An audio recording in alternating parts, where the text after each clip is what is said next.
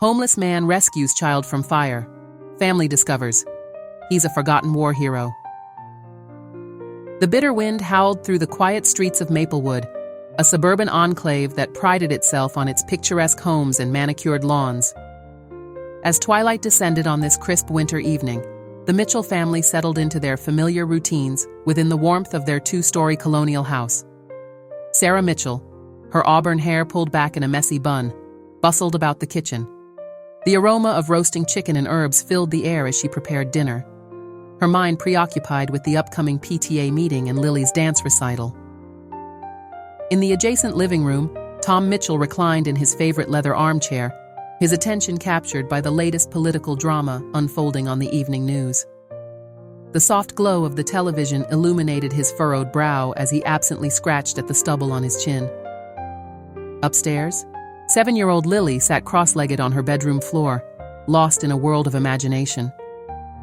Her small hands expertly maneuvered plastic dinosaurs across a landscape of stuffed animals and building blocks, her pigtails bouncing as she provided voices for each prehistoric creature. The pink walls of her room were adorned with crayon drawings and glow-in-the-dark stars, a perfect sanctuary for a child's dreams. Outside, the streetlights flickered to life, casting long shadows across the frost-covered lawns. Among these shadows moved a solitary figure, his gait slow and measured. Jack Thompson, a man in his late 50s, trudged along the sidewalk, his breath visible in the frigid air. His weathered face, partially hidden beneath a graying beard, bore the lines of a life lived hard. An old military jacket, frayed at the edges but still bearing faded insignias, hung loosely on his frame. Worn boots, resoled more times than he could count, carried him forward with each deliberate step. Jack's small pack of belongings, a testament to a life stripped down to essentials, bounced gently against his back. His eyes, once sharp and alert, now carried a distant look, as if constantly gazing at a horizon others couldn't see. To the residents of Maplewood, Jack was a fixture as familiar and unremarkable as a street lamp or a stop sign. They had grown accustomed to his presence over the years, their gazes sliding past him as if he were invisible. Some of the more charitable souls in the neighborhood had attempted to engage with Jack in the past. Mrs. Henderson from the corner house once offered him a sandwich, and Mr. Grayson tried to give him some spare change. But Jack's responses were always polite yet brief, his desire for solitude evident in his body language. Over time, even these small gestures dwindled, and Jack became just another unseen element of the suburban landscape. As Jack passed by the Mitchell home, his senses, honed by years of military training and sharpened by the constant vigilance of street life, picked up something amiss. A faint odor, out of place in the crisp winter air, tickled his nostrils. He paused, his body tensing instinctively. Years of combat experience had taught him to trust his instincts, and right now, every fiber of his being was on high alert. Turning slowly, Jack's eyes widened as he spotted wisps of smoke curling from beneath the eaves of the Mitchell house. In the span of a heartbeat, the wisps transformed into angry tendrils, and then, as if summoned by some malevolent force, flames erupted from the front windows. The fire, fueled by the dry winter air and the wooden structure of the house, spread with terrifying speed. Without hesitation, Jack sprang into action. His years on the streets fell away, replaced by the training and discipline of a soldier. He sprinted towards the house, his voice cutting through the quiet night air like a klaxon. "Fire! Everybody out! Fire!" he shouted, his powerful voice carrying an authority that demanded attention. Inside the Mitchell home, the family's peaceful evening shattered like glass. Sarah, startled by the commotion outside, rushed to the front door. As she threw it open, a wall of heat and smoke slammed into her, driving her back. Tom, hearing his wife scream, bolted from his chair. In an instant, the reality of their situation crashed down upon them. Their home, their sanctuary, was being devoured by flames. Panic gripped Sarah and Tom as a horrifying realization struck them simultaneously. "Lily!" they cried in unison, their eyes locking in a moment of pure terror. Their daughter, their precious child, was still trapped upstairs. Outside, neighbors began to emerge from their homes, drawn by Jack's urgent cries and the growing inferno. Phones were pulled out. Frantic calls to emergency services were made, but it was clear that help would not arrive in time. The fire, as if sensing the urgency of the moment, seemed to intensify, its hungry flames licking higher into the night sky. Jack, his mind racing through years of training and experience, assessed the situation in seconds. The front entrance was already impassable, thick smoke billowing out and flames visible just beyond. The clock was ticking, each second bringing Lily closer to peril. Without a moment's hesitation, Jack made his decision. Shrugging off his pack and jacket, Jack took a deep breath of the cold night air. He could hear Sarah and Tom's desperate cries, could see the terror etched on their faces. In that moment, Jack was no longer the invisible homeless man, no longer the forgotten veteran. He was a soldier once more, with a mission more critical than any he had faced on the battlefield. With a silent prayer and a surge of adrenaline, Jack plunged into the burning house. The heat hit him like a physical blow, the smoke immediately stinging his eyes and burning his lungs. But Jack pushed forward, driven by a determination that transcended self-preservation. Somewhere in this inferno was a child who needed him, and Jack was not about to let her down. As he disappeared into the smoke-filled doorway, the gathered neighbors watched in stunned silence. The homeless man they had ignored for so long had just voluntarily entered a burning building to save a stranger's child. In that moment, perception shifted, prejudices crumbled, and a community held its collective breath, hoping against hope for a miracle. The world inside the Mitchell home had transformed into a hellish landscape of flame and shadow. Jack, his senses assaulted by the intense heat and choking smoke, pushed forward with grim determination. The crackling of burning wood and the ominous groans of stressed structural beams filled his ears, a cacophony of destruction that threatened to overwhelm him. As he navigated through the ground floor, Jack's military training kicked in, his mind automatically cataloging escape routes and potential dangers. The once cozy living room was now an obstacle course of burning furniture and falling debris. Jack ducked low, remembering his old sergeant's words. "Smoke rises, kid. You want to breathe? Stay low." The staircase loomed before him, a treacherous path upwards that seemed to waver in the shimmering heat. Jack knew that every second counted, but recklessness now could cost both his life and Lily's. He tested each step as he ascended, his calloused hands gripping the banister that was growing hotter by the moment. Upstairs, the smoke was even thicker, forming a suffocating blanket that reduced visibility to mere inches. Jack dropped to his hands and knees, crawling along the hallway. "Lily!" he called out, his voice hoarse from the smoke. "Lily, where are you?" For a heart-stopping moment, there was no response. Then, faintly, he heard it, a small, frightened voice calling out from behind a closed door. "Help! I'm here!" Jack's heart surged with relief and renewed urgency. He scrambled towards the voice, reaching the door in what felt like an eternity, but was mere seconds. The door handle was hot to the touch, but Jack barely registered the pain as he turned it and burst into the room. Lily's bedroom, once a cheerful sanctuary of childhood dreams, was now a nightmarish trap. Smoke swirled near the ceiling, and the glow of approaching flames cast eerie shadows on the walls. In the corner, huddled beneath a small desk, was Lily.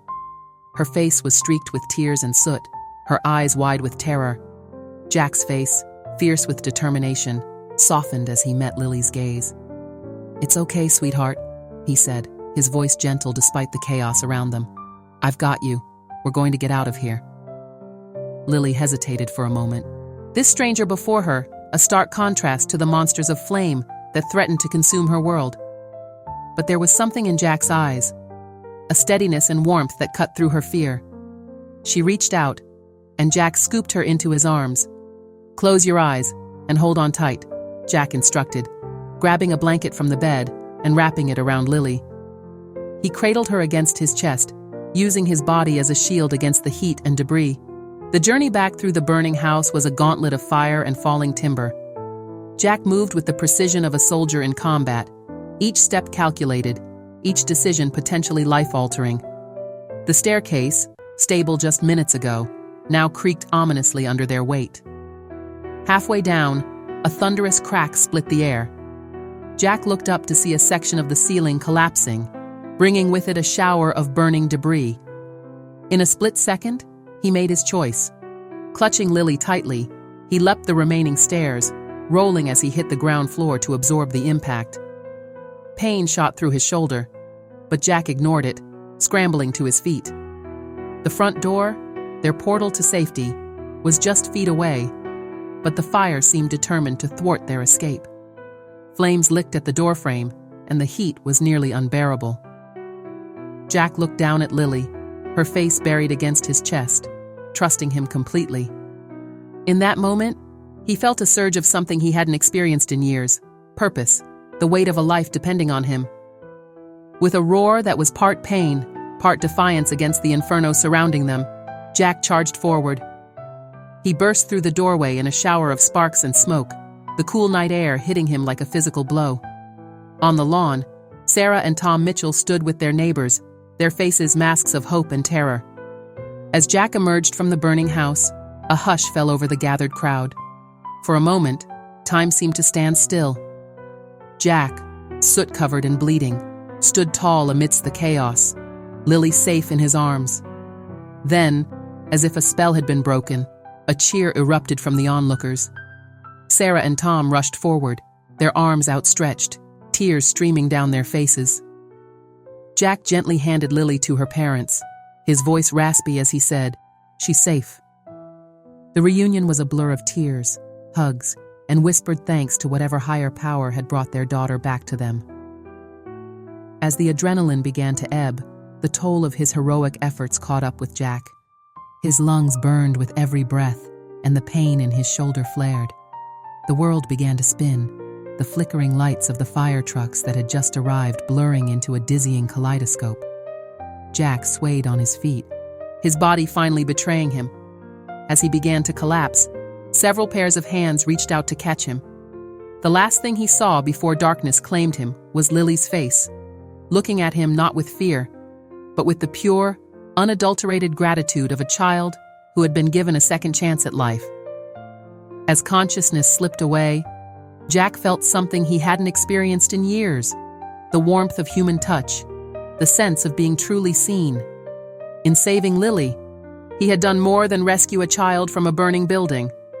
He had taken the first step in reclaiming his own humanity, in reminding himself and others of the hero that had always lived within him, hidden beneath years of hardship and neglect. The wail of sirens filled the air as paramedics rushed to attend to Jack and Lily. The night that had started so ordinarily had become one that would live forever in the memory of Maplewood. And for Jack Thompson, the homeless veteran who had become an unlikely hero, it marked the beginning of a journey that would change not only his life, but the lives of an entire community. As the flames that had engulfed the Mitchell home were finally subdued, leaving behind a charred skeleton of what was once a happy family dwelling, a new fire began to spread through the community of Maplewood. This blaze, however, was one of awakening consciousness and burgeoning compassion, ignited by the selfless act of a man they had long ignored. The early morning light found the neighborhood in a state of shocked contemplation. Clusters of people gathered on sidewalks and in driveways, their conversations a mix of awe at the night's events and shame at their own past indifference. The story of the homeless man's bravery spread like wildfire, each retelling adding to the legend that was rapidly forming around the mysterious hero.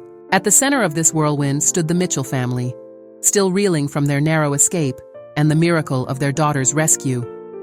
Sarah and Tom, their faces etched with a mixture of gratitude and guilt, found themselves besieged by neighbors and local news reporters, all eager to hear about the man who had risked everything to save little Lily.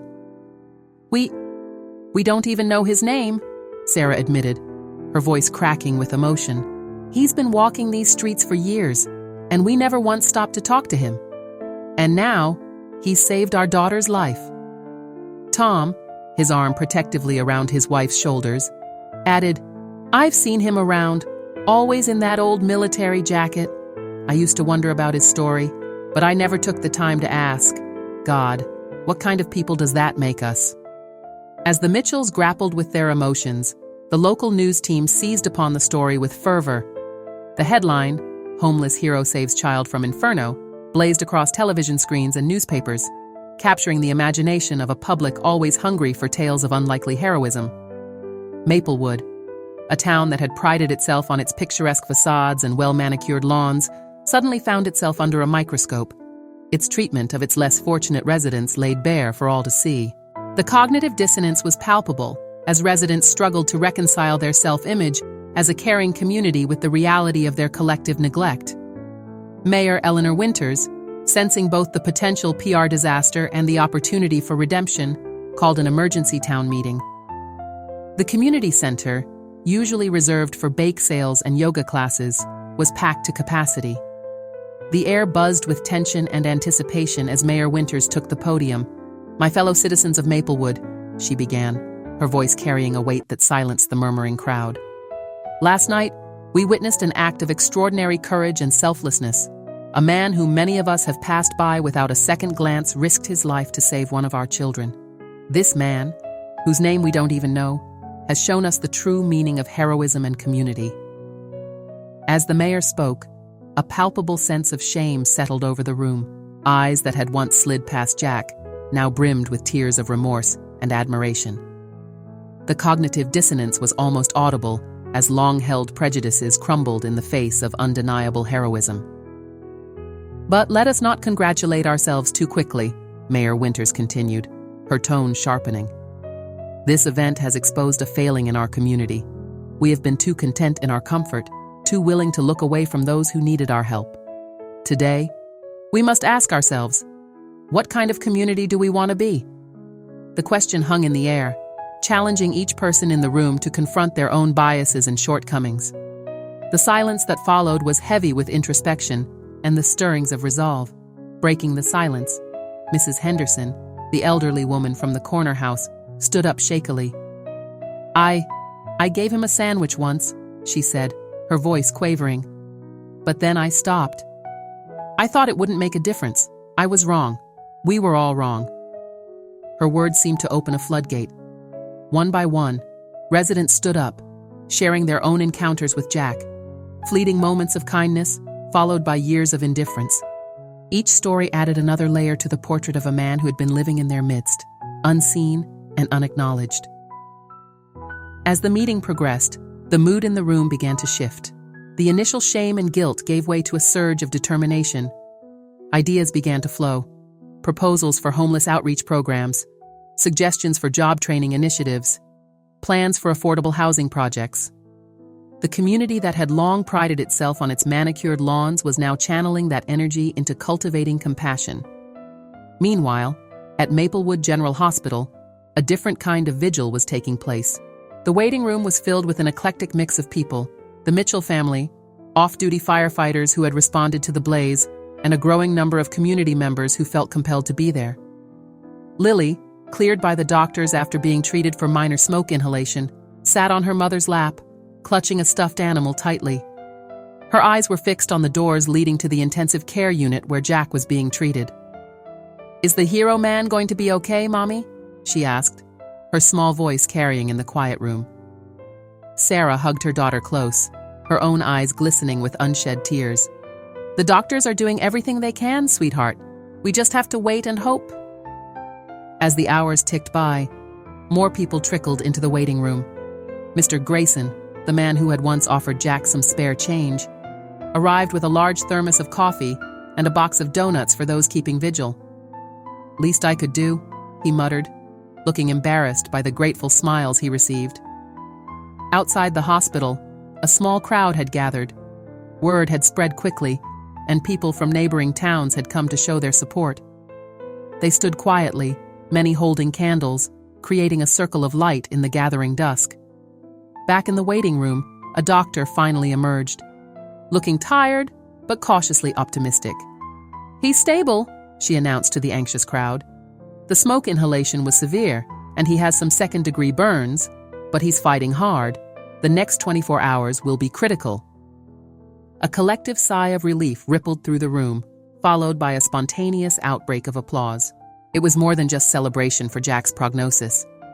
It was an outpouring of emotion for a man who had unwittingly become a symbol of redemption for an entire community. As night fell, the vigil continued both inside and outside the hospital. The crowd outside had grown, their candles creating a warm glow that seemed to push back against the darkness. Inside, people took turns sitting with Jack, talking to him softly, encouraging him to keep fighting. Tom Mitchell found himself sitting by Jack's bedside in the early hours of the morning. He looked at the unconscious man, taking in the lines etched on his face, the graying hair, the strong hands that had carried his daughter to safety. "I don't know if you can hear me," Tom said softly, "but I need you to know something. You didn't just save my daughter last night. You woke up an entire town. We've been asleep for too long, and it took your courage to shake us awake." As dawn broke, casting a soft light through the hospital window, Jack's eyelids fluttered. Tom leaned forward, hardly daring to hope. Slowly, Jack's eyes opened, confusion giving way to recognition as he focused on Tom's face. "Lily?" Jack whispered, his voice hoarse. "She's safe," Tom assured him, grasping Jack's hand. "You saved her. You saved all of us." As news of Jack's awakening spread, a cheer went up from the crowd outside. The sun rose on a new day in Maplewood, a day that promised change and a renewed sense of community. The town had been given a second chance, much like the life Jack had given back to Lily, and they were determined not to waste it. The story of the homeless hero had captured hearts far beyond the borders of Maplewood. As Jack began his long road to recovery, surrounded by the warmth and gratitude of a community he had long been invisible to, the ripples of his actions continued to spread. Maplewood had been changed forever, and its awakening was just the beginning. As the days passed, Jack's condition steadily improved, much to the relief of the entire Maplewood community. The hospital corridor outside his room had become a hub of activity, with a constant stream of visitors bringing flowers, cards, and well wishes. The outpouring of support was overwhelming, a stark contrast to the invisibility Jack had experienced for so long. Among the most frequent visitors were the Mitchells. Sarah, Tom, and Lily had made it their personal mission to ensure Jack never felt alone during his recovery. They took turns sitting with him, reading him stories from the newspaper about the impact his actions had on the community, and simply providing companionship. It was during one of these visits that the family's curiosity about Jack's past finally got the better of them. Lily, with the innocent directness of a child, asked the question that had been on everyone's mind. "Mr. Jack," she said, her small hand resting on his arm, "why were you all alone before? Don't you have a family?" The room fell silent, Sarah and Tom exchanging nervous glances. They had been careful not to pry, not wanting to make Jack uncomfortable. But Lily's question hung in the air, impossible to ignore. Jack's weathered face softened as he looked at Lily. For a moment, he seemed lost in thought, as if looking at a distant horizon only he could see. When he spoke, his voice was quiet, but steady. "I did have a family once, little one," he said. "And I had another family too, my brothers and sisters in arms." Tom leaned forward, his interest piqued. "You served in the military?" he asked, the sense of purpose and belonging that had defined his life for so long. But as he continued, his voice grew heavier, tinged with a sadness that seemed to fill the room. "Coming home, it wasn't easy," he admitted. "The world had moved on without me. The skills that had kept me alive in combat zones didn't translate well to civilian life." Sarah reached out, gently placing her hand on Jack's. "What happened?" she asked softly. Jack's eyes clouded over. "Lost in painful memories, PTSD," he said simply. "The nightmares, the flashbacks, they were relentless. I pushed everyone away, my wife, my kids. I thought I was protecting them, but I was just isolating myself." He went on to describe his spiral into depression and alcoholism, the loss of his job, and eventually, his home. "Before I knew it, I was on the streets," he said. "And once you're there, it's hard to find your way back." As Jack spoke, Tom noticed something on the bedside table, a small box that had been brought in with Jack's few possessions. With Jack's permission, he opened it, revealing a collection of military medals and commendations. Bronze Star, Purple Heart. Tom read aloud, his voice filled with awe. He looked up at Jack, seeing him in a new light. "You're a hero. You've always been a hero." Jack shook his head, a rueful smile on his face. "Those were from another life," he said. "I stopped feeling like a hero a long time ago." Lily, who had been listening intently, suddenly piped up. "But you are a hero, Mr. Jack," she insisted. "You saved me from the fire. That makes you a hero forever." Her words, simple yet profound, seemed to touch something deep within Jack. For the first time since they'd known him, they saw tears well up in his eyes. Sarah, her own eyes glistening, squeezed Jack's hand. "She's right, you know," she said softly. "What you did, it wasn't just bravery in the moment. It was a lifetime of service coming through when it mattered most." As the family sat with Jack, absorbing the weight of his story, a sense of purpose began to crystallize. They exchanged glances, an unspoken agreement passing between them. This man, this forgotten hero who had given so much and lost even more, needed more than just their gratitude. He needed a chance to rebuild his life. Tom cleared his throat, his voice thick with emotion. "Jack," he said, "I know it's not much, but I own a small construction company. When you're back on your feet, I'd like to offer you a job.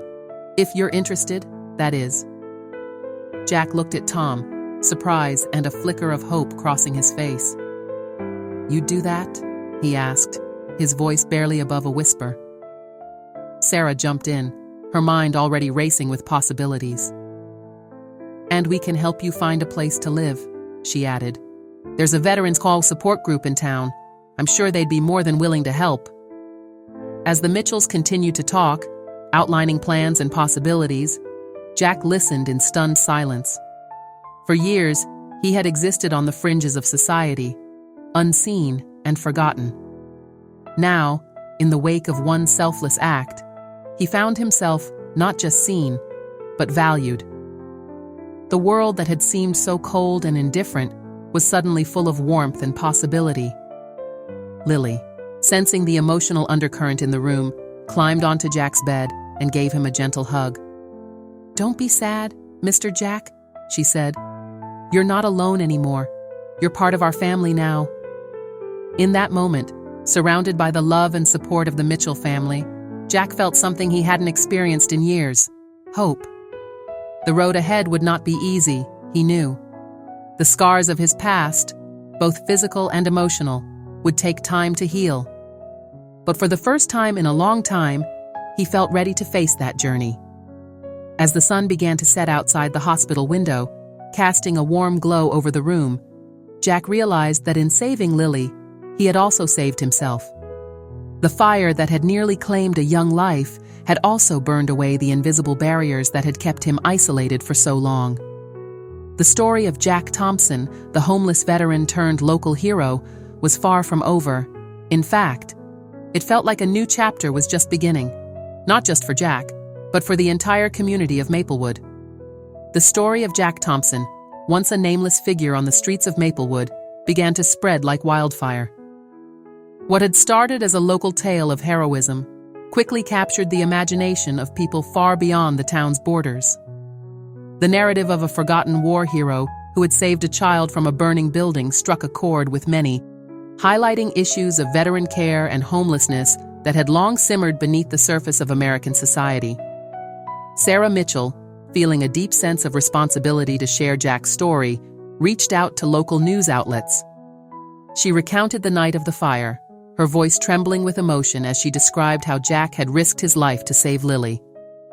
But it was when she began to speak about Jack's background, his years of military service, the struggles he faced upon returning home, and his descent into homelessness, that the story took on a new dimension. The local news segment, initially intended to be a brief human interest story, quickly went viral. Social media platforms were ablaze with shares and comments, Jack's story touching hearts and igniting discussions across the country. Hashtags like "Remember Our Veterans" and "Homeless Hero" began trending, bringing attention not just to Jack's individual story, but to the larger issues it represented. National news networks picked up the story, sending reporters to Maplewood to interview the Mitchells, the mayor, and other community members.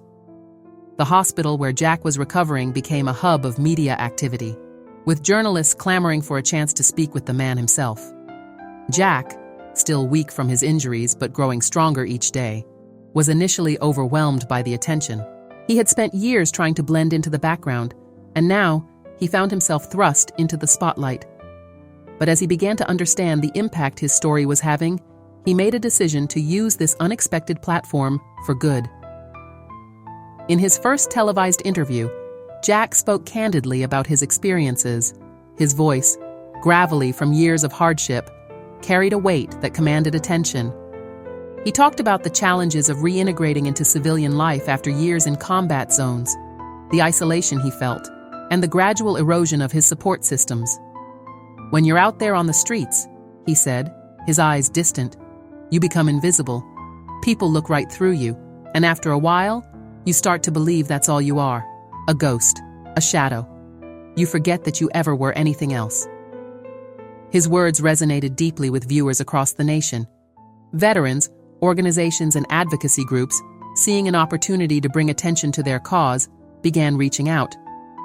They shared statistics about homelessness among veterans, the prevalence of PTSD, and the gaps in support services that allowed so many former service members to fall through the cracks. The impact was immediate and far-reaching.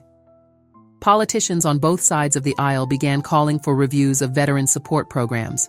Charitable organizations saw a surge in donations earmarked for homeless veteran initiatives. In Maplewood and surrounding communities, people began organizing volunteer groups to reach out to their local homeless populations, seeking to connect them with resources and support. But perhaps the most profound impact was on individual veterans who saw themselves reflected in Jack's story. Messages began pouring in from across the country. Veterans who had been silently struggling, inspired by Jack to seek help. Families who had lost touch with veteran relatives reached out, hoping to reconnect and offer support. One such message came from a young man named David, a veteran who had been living in his car for the past year. "Watching your story, Mr. Thompson," he wrote, "made me realize I'm not alone. If you could find the strength to keep going, to be a hero again, then maybe I can too. Thank you for showing me that it's not too late." As Jack read these messages from his hospital bed, often with Sarah or Tom by his side, he felt a mix of emotions, humbled by the impact of his story, saddened by the struggles of his fellow veterans, but also filled with a sense of purpose he hadn't felt in years. The Maplewood community, too, was transformed by the attention. What had begun as a local tragedy averted had become a catalyst for change. Mayor Winters, seeing an opportunity to make a real difference, began working with veteran support organizations to develop new programs for homeless outreach and job training.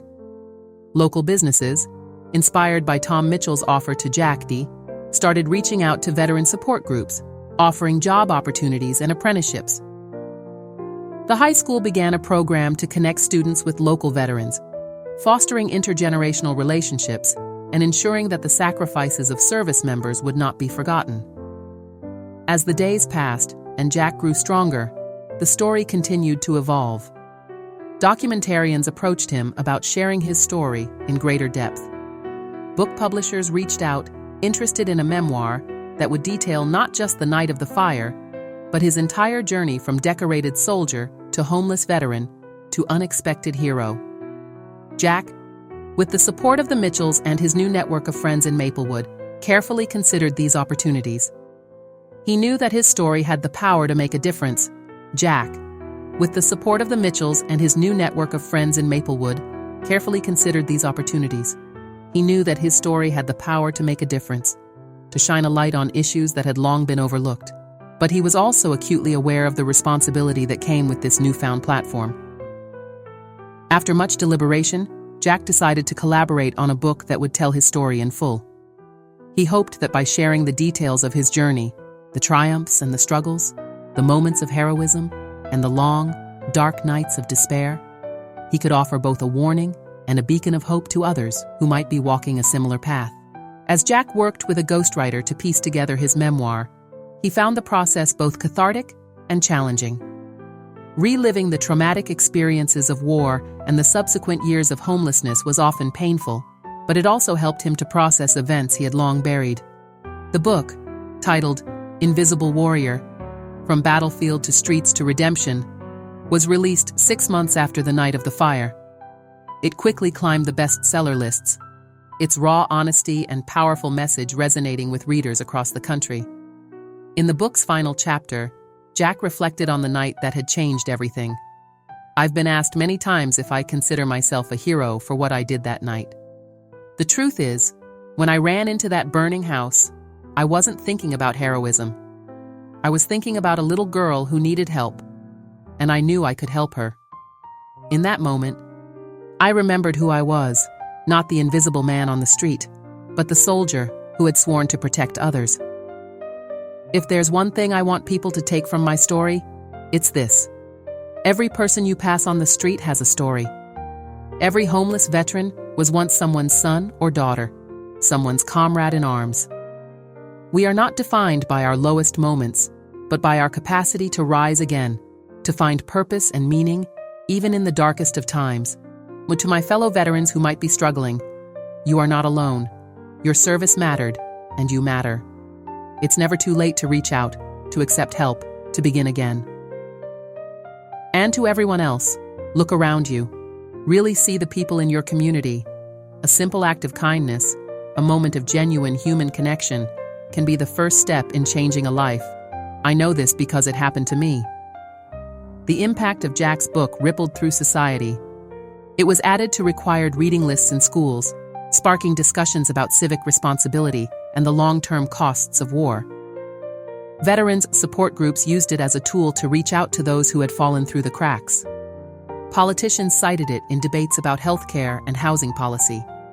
But perhaps the most profound change was happening in communities across the country.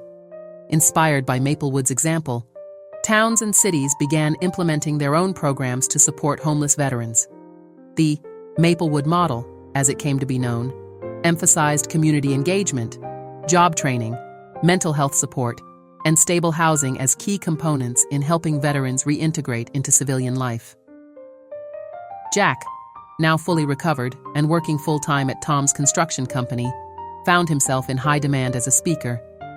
He traveled the country, sharing his story at veterans, events, schools, and community centers.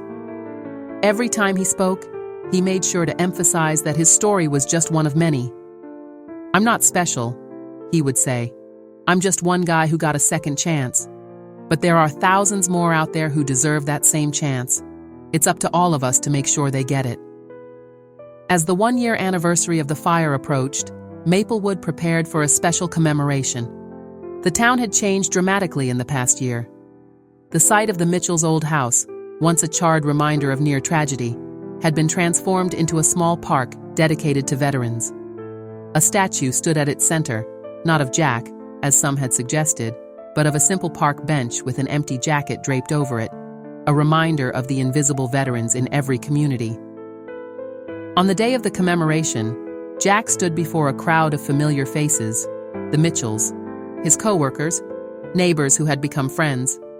But there were new faces too, veterans who had come from across the country, inspired by his story to seek help and rebuild their lives.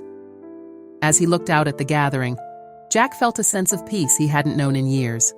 He was no longer invisible, no longer alone, and more importantly, he was part of a movement that was ensuring others wouldn't have to experience the isolation and despair he had known.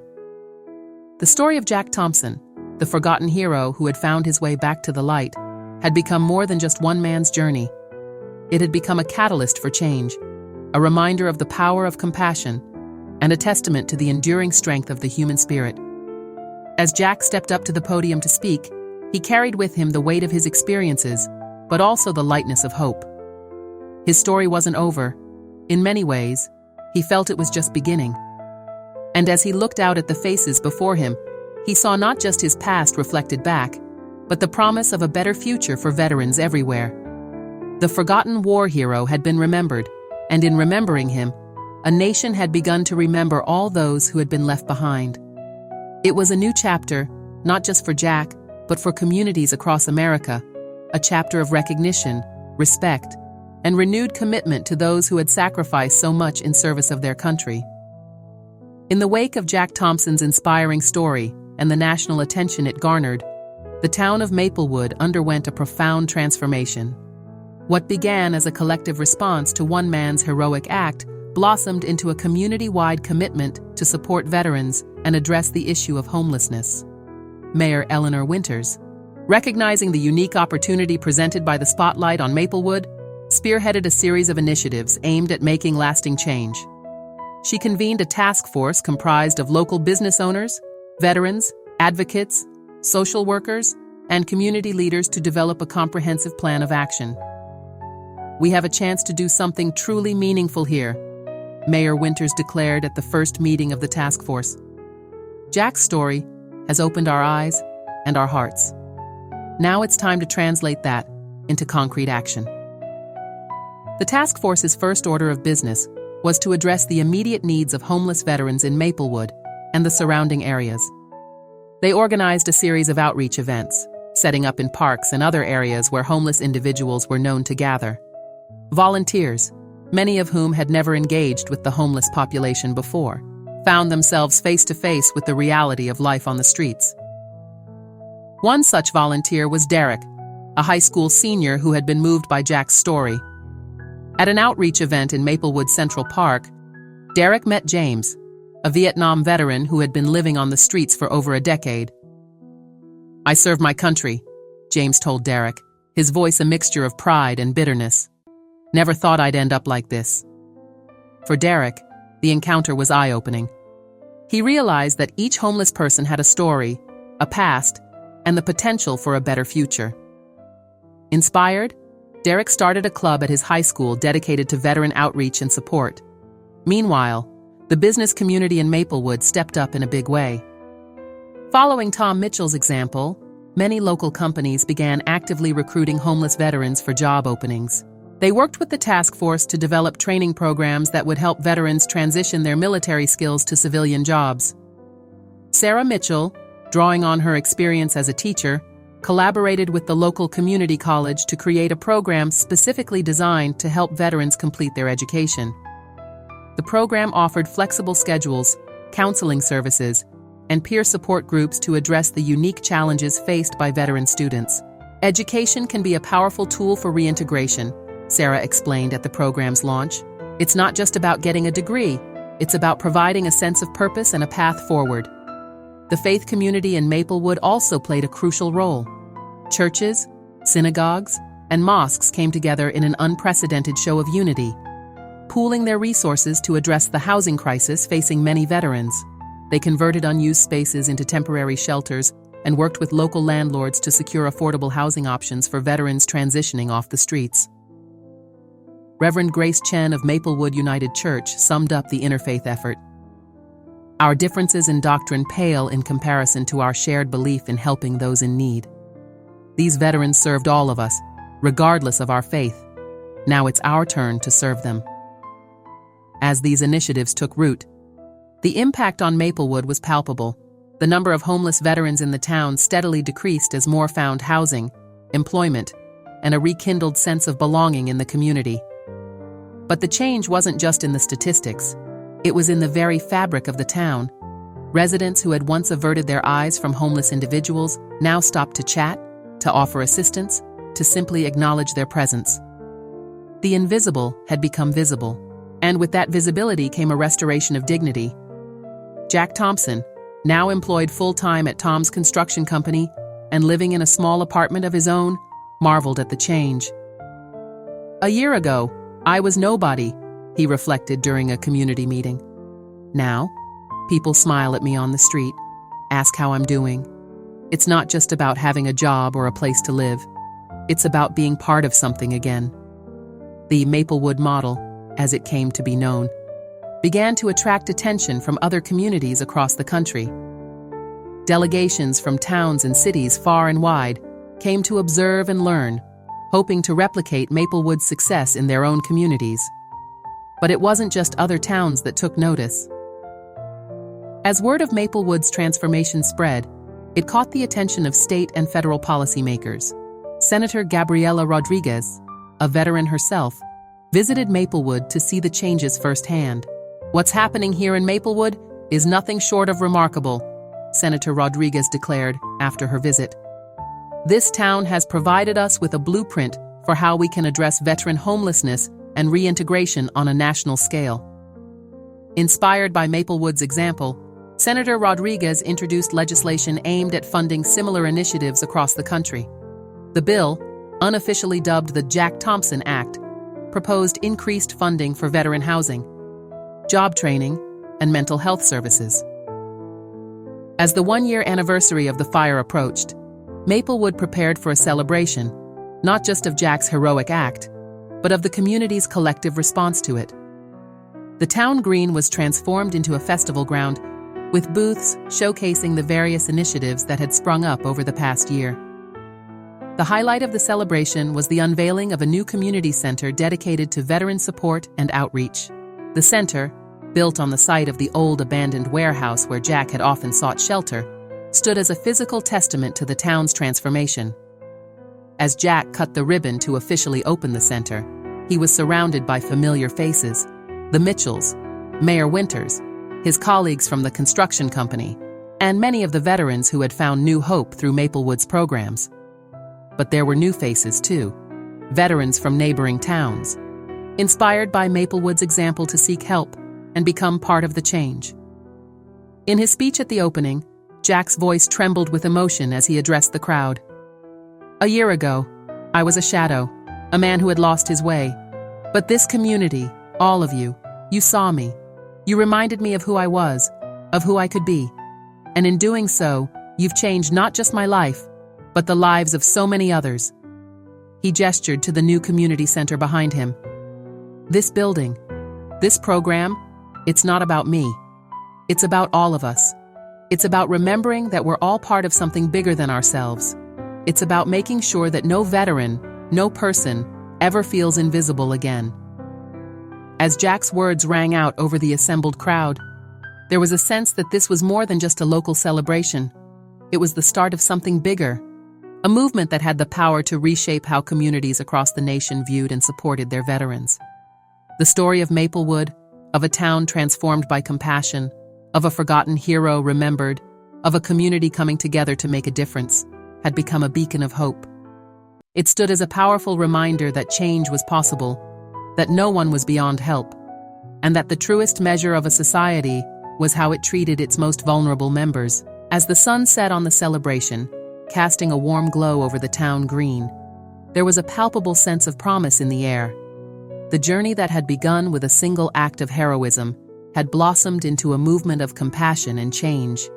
And for Jack Thompson, for the veterans who had found new hope, and for the community of Maplewood, it was clear that this was not the end of the story, but rather the beginning of a new chapter, one filled with hope, purpose, and the unbreakable bonds of a community united in service to others. Disclaimer: this channel does not support or tolerate any form of discrimination, racism, prejudice, or violation of human rights. The stories presented here are original and created by the author with the aim of promoting reflection, awareness, and dialogue. All content is developed with respect for diversity and the dignity of all people.